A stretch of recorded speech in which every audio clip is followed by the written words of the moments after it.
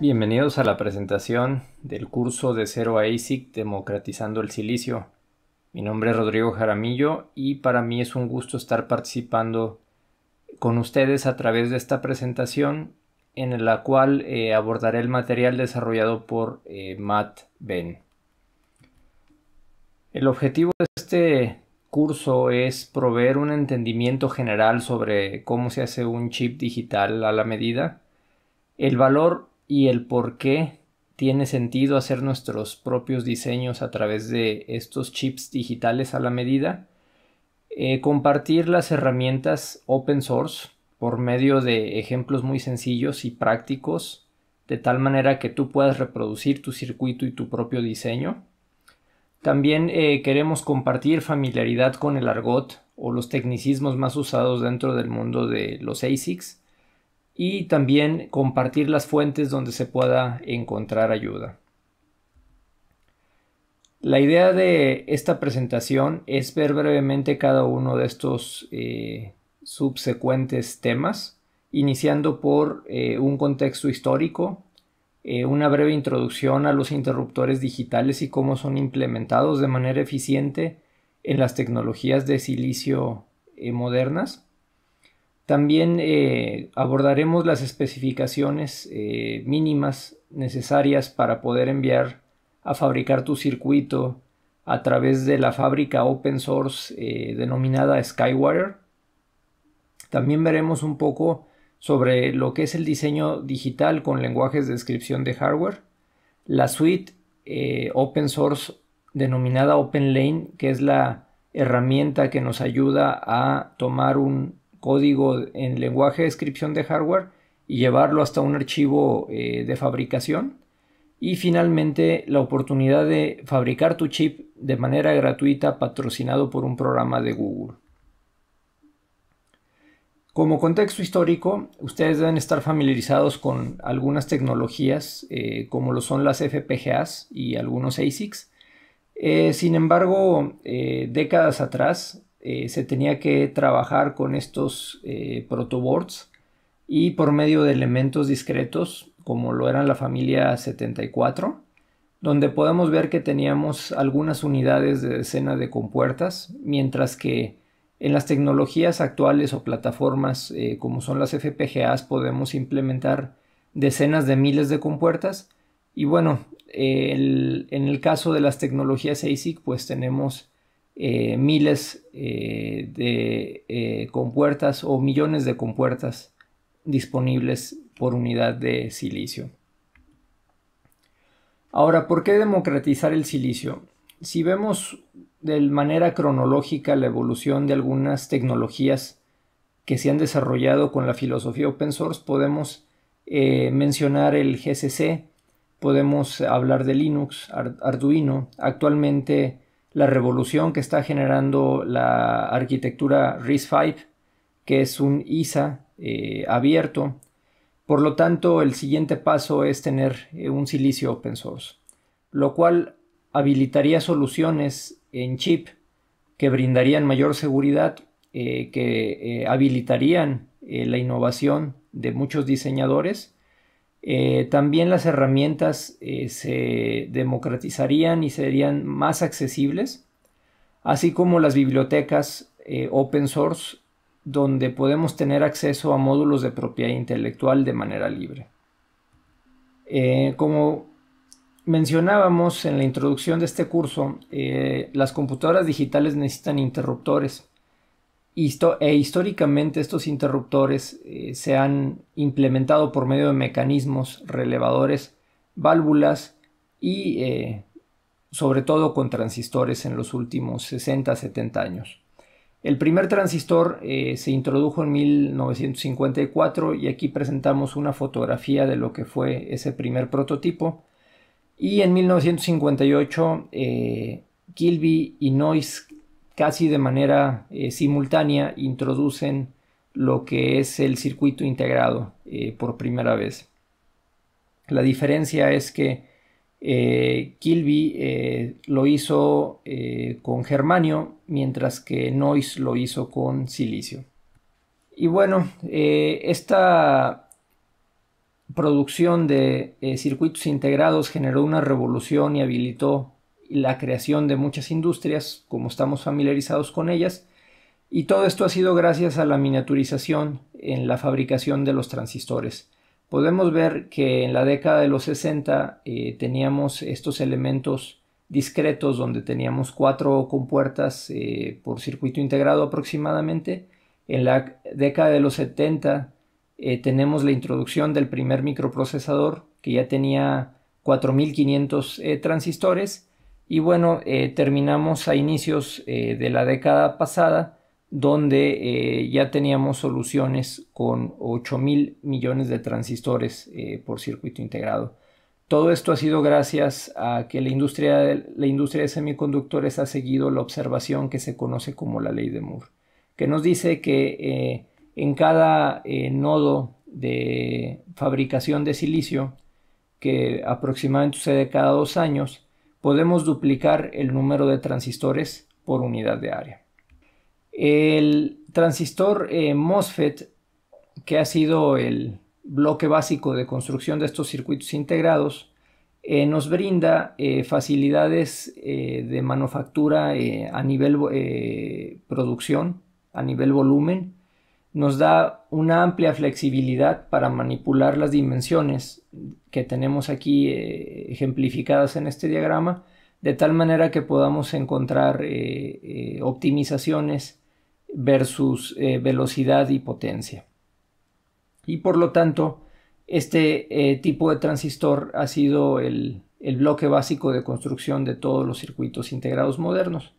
Como podemos ver, es un transistor que está compuesto por 4 terminales: la terminal source, gate, drain y body.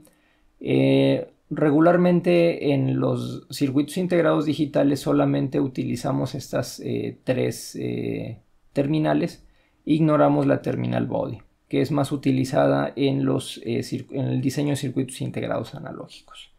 Como podemos ver, tenemos un substrato tipo P y se agregan 2 difusiones tipo N para la creación de las terminales de source y drain. Tenemos lo que se conoce como la región de canal, tenemos un aislante que es un dióxido de silicio, y tenemos lo que se conoce como el metal, que es la superficie de mi terminal de compuerta. De aquí podemos ver que tenemos metal óxido semiconductor, que es el acrónimo de la palabra MOS.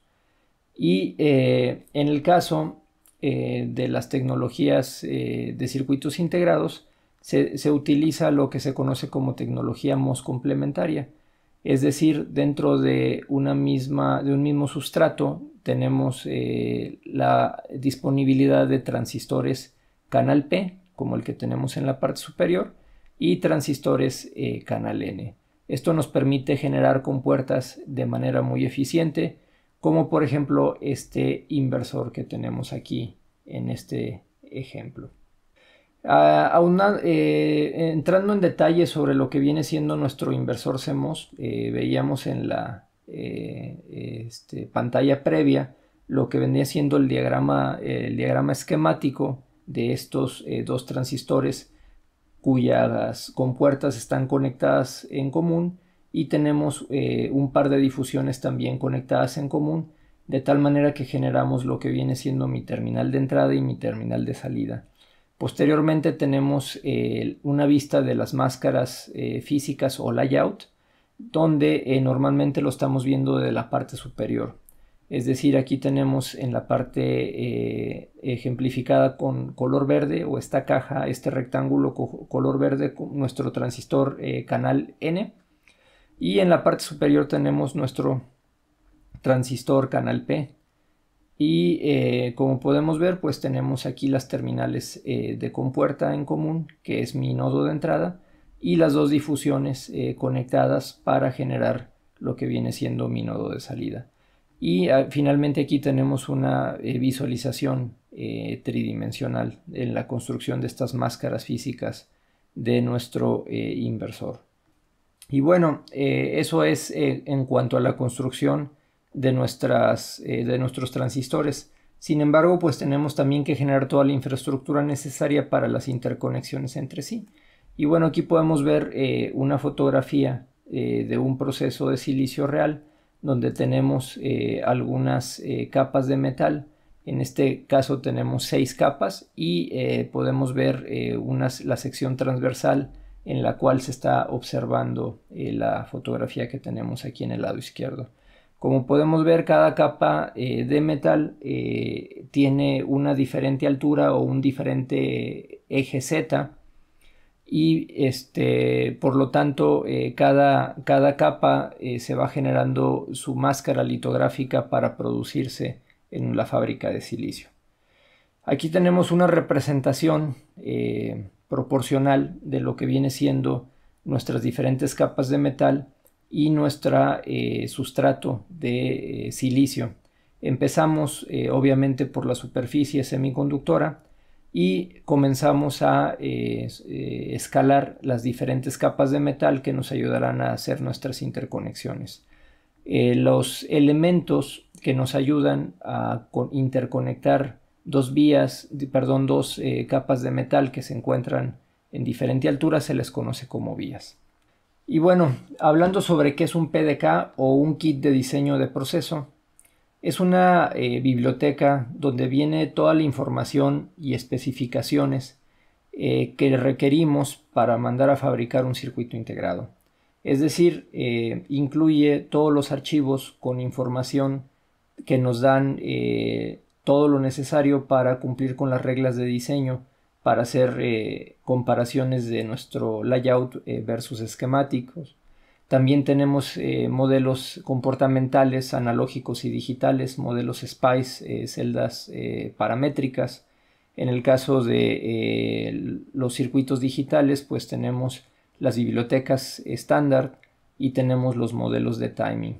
De tal manera que con toda la información que contiene este PDK, pues tenemos lo necesario para, por medio de una herramienta de diseño de circuitos integrados, tengamos la capacidad de producir nuestro circuito que posteriormente se enviará a una fab para su fabricación.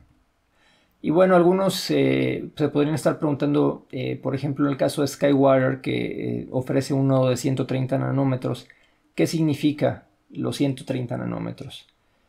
Históricamente, las métricas para definir el nivel de integración de un nodo de semiconductor se definían por medio del Hall pitch, que es la mitad de la distancia mínima centro a centro de dos líneas vecinas de metal 1, y también se tomaba en cuenta la dimensión de lo que es mi terminal de compuerta. Históricamente esas dos dimensiones eran iguales. Por lo tanto, a este número se le conoció como el número del nodo o el número de nodo de silicio para el caso de un semiconductor implementado con material de silicio. Sin embargo, ya para finales de la década de los 90 empezó a haber un desfase entre las dimensiones del Hall pitch y la dimensión de mi compuerta, donde por ejemplo podemos ver ya que para el año 2001 en el nodo de 130 nanómetros teníamos un Hall pitch de 150 nanómetros versus una dimensión de mi terminal de compuerta de 65 nanómetros. Por lo tanto, existe incluso un artículo muy famoso donde dice que a partir del año 2000 el número del nodo realmente no tiene ningún significado y se vuelve más un tema de marketing. Ahora, hablando un poco sobre lo que es la descripción de circuitos con lenguajes de descripción de hardware, muchos de ustedes deben de estar ya familiarizados con lo que son lenguajes como el Verilog o el VHDL, incluso el System Verilog, ¿no? Podemos ver en esta pantalla que podemos describir de manera muy eficiente y muy fácil lo que son compuertas combinacionales y compuertas secuenciales. Si se fijan en este caso, pues tenemos solamente la definición comportamental de lo que queremos que suceda a nuestra salida, que es una función AND de mi entrada A con mi entrada B. Y en el caso de mi circuito secuencial, pues podemos ver que lo tenemos condicionado a que suceda un flanco positivo de mi terminal de reloj para que mi salida Q despliegue lo que tenemos a la entrada de mi terminal D. Y bueno, como ejemplo tenemos una especificación a nivel diagrama de lo que es un contador de segundos que queremos desplegar en un display de 7 segmentos, ¿no? Tenemos como entrada un reloj de 16 MHz, tenemos lo que va a ser nuestro ASIC y tenemos a la salida las señales que van a manejar cada uno de los segmentos de mi display. Y por lo tanto subdividimos este ASIC en el contador de segundos, contador de dígitos y nuestro decodificador de dígitos para producir las salidas. Como podemos ver aquí en la pantalla, tenemos estas diferentes secciones de manera muy sencilla y muy rápida, donde tenemos la parte de la configuración, la parte que se genera el conteo de los segundos y finalmente lo que viene siendo la parte de mi decodificador del contador. Como podemos ver, si nosotros quisiéramos encender o desplegar el número 1, tendríamos que encender nuestro LED número 2 y número 3, como lo podemos ver aquí en la línea 76. Y bueno, ya una vez que tenemos definido lo que es un PDK y lo que es un RTL o la descripción de nuestros circuitos por medio de algún lenguaje como el Verilog o el VHDL, ahora sí entraremos a lo que es la suite de OpenLane, que es la herramienta open source que nos ayuda a procesar nuestro RTL, mapearlo a nuestro PDK y finalmente producir el archivo que se conoce como GDS, que es el que se envía a fabricar. Para lograr este archivo GDS tenemos que seguir cada uno de los bloques de este diagrama que tenemos y que iremos describiendo a continuación. Normalmente la instalación de nuestro OpenLane lleva alrededor de 15 minutos, siempre y cuando ya tengamos Docker y Magic instalado en nuestro sistema. Y bueno, existe toda la documentación necesaria para hacerlo de manera muy rápida y muy fácil. Y bueno, entrando en materia de lo que viene siendo este diagrama de flujo de lo que es mi implementación de RTL a GDS, el primer paso que tenemos es la síntesis. La síntesis no es más que la traducción de mi lenguaje comportamental o lenguaje de descripción de hardware o mi RTL a elementos compuestos por la biblioteca de celdas estándar que tenemos proveída por medio de nuestro PDK.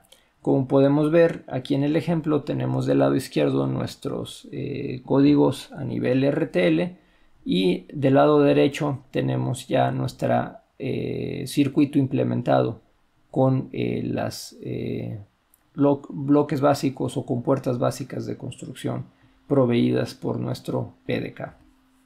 El siguiente paso, que se le conoce como floor planning, es donde subdividimos cada uno de los elementos de nuestro sistema y alojamos ciertas áreas dentro de mi área disponible para fabricar o para implementar mi circuito, y adicionalmente generamos lo que viene siendo la red de potencia para poder alimentar de manera eficiente a todas las compuertas lógicas que tendremos posteriormente en arreglos en cada uno de estos segmentos o particiones que se generan dentro del floor plan.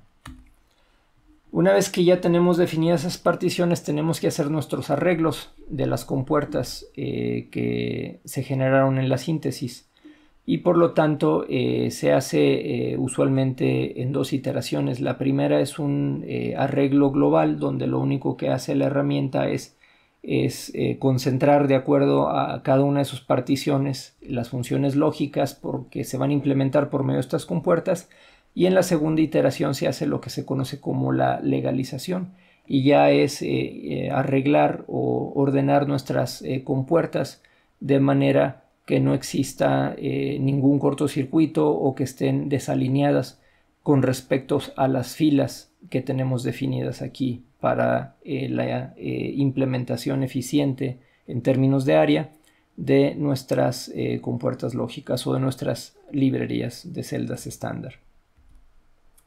El siguiente paso pues es la interconexión de todas estas compuertas que acabamos de arreglar dentro de cada uno de nuestros segmentos o nuestras particiones, Y como veíamos previamente en este diagrama, pues tenemos, en el caso de la tecnología SkyWire de 130 nanómetros, tenemos disponibles 5 capas de metal para lograr la interconexión de nuestro circuito. Finalmente tenemos la etapa del sign-off, que es donde verificamos que nuestro circuito sea fabricable por medio del cumplimiento de las reglas de diseño, que nuestra implementación física de nuestro circuito ya en el layout corresponda a nuestro modelo introducido en el RTL. Y también hacemos lo que se conoce como Static Timing Analysis, que es para garantizar que no tenemos ninguna violación con el reloj o las frecuencias de operación a la cual estará trabajando nuestro circuito.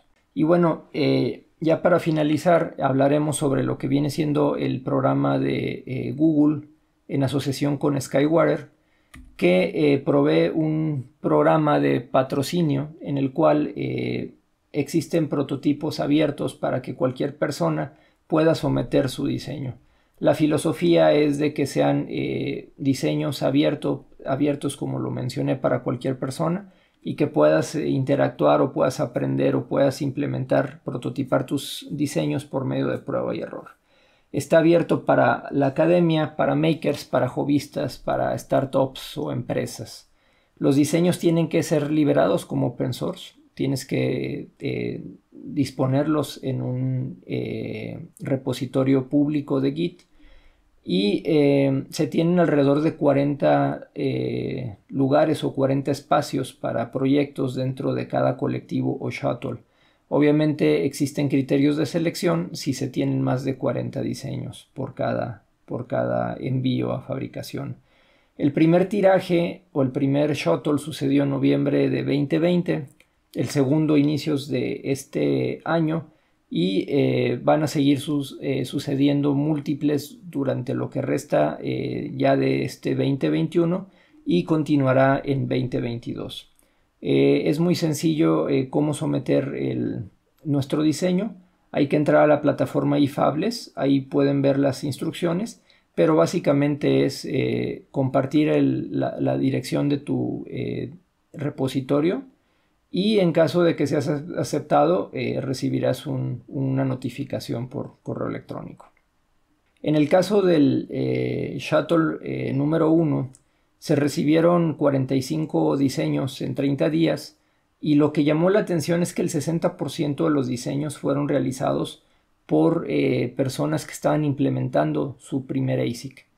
Ya para el segundo shuttle, otro de los detalles a resaltar es que 14 de los diseños fueron sometidos por participantes del curso de 0 a ASIC, donde nuevamente una gran cantidad de los diseños que se sometieron eran por medio de personas que estaban haciendo sus primeros ASICs. En cuanto a los calendarios, como mencioné previamente hace 2 pantallas, estamos por terminar el 2021. Sin embargo, tenemos todavía esa frecuencia de shuttles para mandar a nuestros circuitos a fabricación a lo largo del 2022. El curso de 0 a ASIC pretende darte todas las herramientas y todo el conocimiento necesario para que tú puedas generar tu GDS y se pueda mandar a fabricar. El curso está compuesto por 11 proyectos que son a través de prácticas o ejercicios que son 100% aplicados, que se componen alrededor de 6 horas de videos. Se tiene soporte vía Discord y se tiene también horas de oficinas con Matt. Y una de las ventajas que tiene este curso es que es asíncrono. Tú llevas el ritmo y tú pones el horario. Tú decides cuántas horas invertirle y cada cuándo, ¿no? Por lo tanto, si ustedes estuvieran interesados, les dejamos la dirección en la cual pueden tener más información. Ahorita estamos tratando de medir el interés de la comunidad hispanohablante, y en caso de tener suficientes interesados o interesadas, pues la idea es empezar a migrar también el curso de Zero ASIC a una versión en español, de tal manera que tengamos ya una comunidad fuerte de personas de habla hispana. Pues por mi parte es todo, les agradezco su atención y que tengan un buen día.